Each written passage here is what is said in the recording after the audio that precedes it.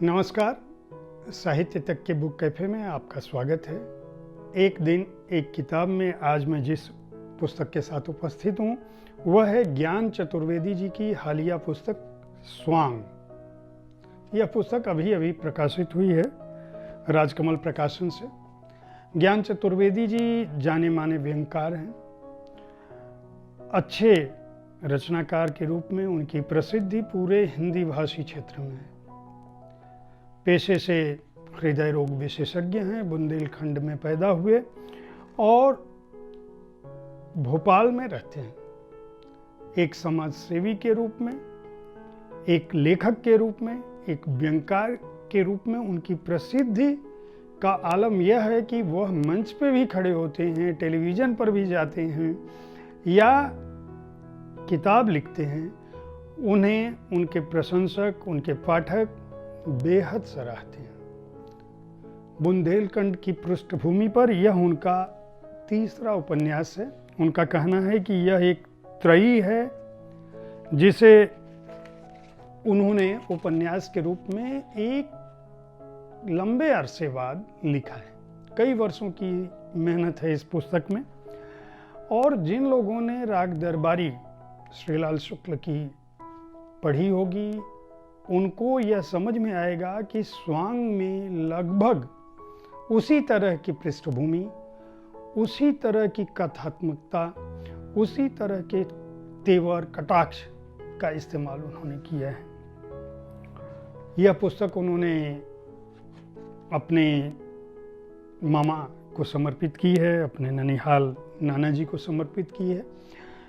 मातृकुल उनका साहित्यिक रहा है और बुंदेलखंड उनकी जन्मभूमि रही है, इसलिए वह अपनी जन्मभूमि के प्रति एक अनुराग और आग्रह के चलते वहाँ की सामाजिक, वहाँ की राजनीतिक, वहाँ की ग्रामीण और वहाँ की व्यवस्था को अपनी लेखनी से न केवल सामने लाते हैं बल्कि आज की सामाजिक विद्रूपता पर गहरा कटाक्ष करते हैं।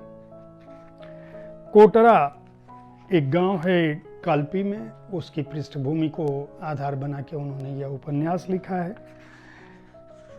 इस उपन्यास के जो प्रमुख पात्र हैं गजानन बाबू हैं।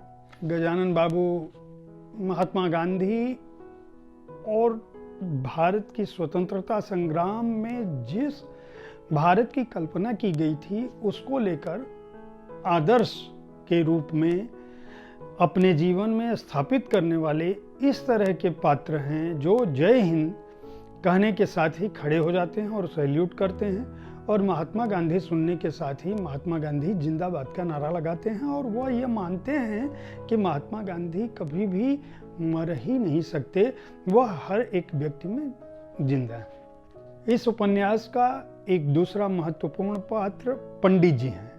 पंडित जी और पंडित जी का बेटा अलोपी। जैसा कि सामान्य पूरे भारत में ग्रामीण परिवेश में होता है, जो सक्षम तबका है, जमींदार तबका है, पढ़ा लिखा तबका है, उसने किस तरह से सरकारी व्यवस्थाओं को अपनी दासी बना लिया है, अपने समूचे इलाके को, अपनी राजनीति को, अपने समय को, अपने प्रशासनिक व्यवस्थाओं को, सरकारी सुविधाओं को अपने पक्ष में मोड़ लिया। गरीबों के नाम की योजना हो, मध्यम वर्ग के नाम की योजना हो, नौकरी पेशा नाम की योजना हो, और चाहे शिक्षा वर्ग हो, चाहे अस्पताल हो, वह तबका जो सक्षम तबका है वह सारी सुविधाओं का लाभ अपने हित में करता है।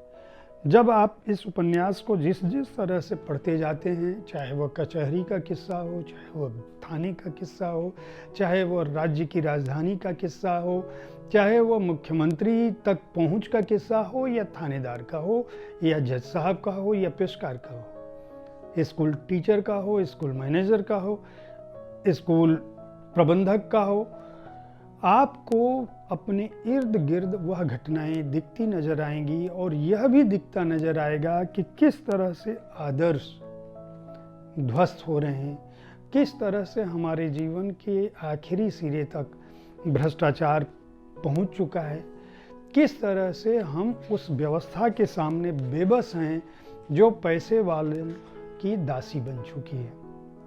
एक अच्छा उपन्यास अगर आप पढ़ना चाहते हैं, ऐसा उपन्यास जिसमें आज के समय का सच है, एक ऐसा उपन्यास जो हमारे समाज की उस सच्चाई को बताने की कोशिश करता है जिसको हम अक्सर अनदेखा कर देते हैं। सड़क पर निकलने, ट्रैफिक में फंसने, एक छोटे से चालान या रेलवे टिकट, जीवन के हर क्षेत्र में जब भ्रष्टाचार व्याप्त है, तब यह उपन्यास उन चीज़ों पर एक गहरी चोट व्यंग्यात्मक शैली में करता है। इस मोटे उपन्यास की पृष्ठ संख्या 384 है। इसका मूल्य 399 रुपये है।